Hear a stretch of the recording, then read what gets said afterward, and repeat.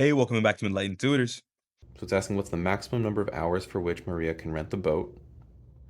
And then it gives us a bunch of information about cost, right? So she wants to spend no more than $280. So immediately I'm gonna start filling out an inequality. That phrase, no more than this, well, let's rephrase that.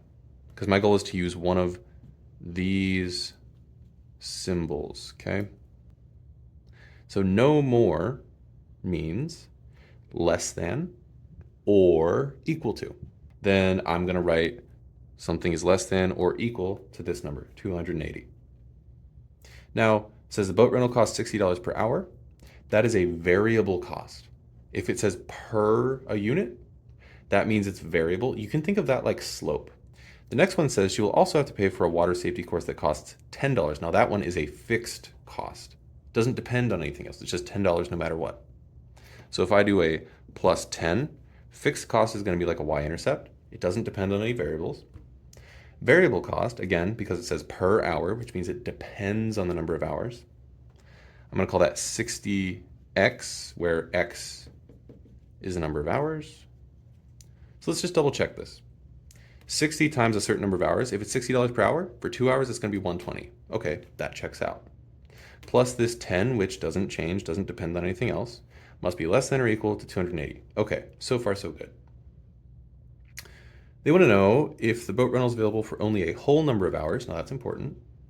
What is the maximum number of hours for which Maria can rent the boat? Okay, so now I just solve for x. So minus 10, minus 10.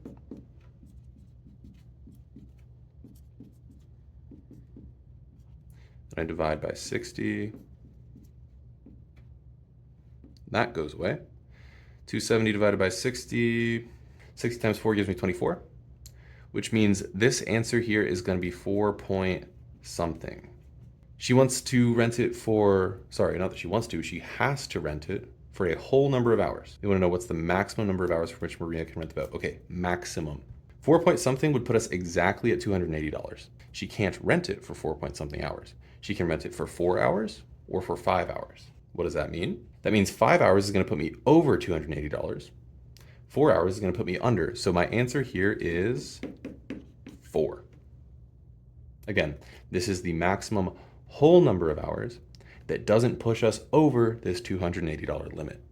For more helpful videos, follow us on TikTok and YouTube.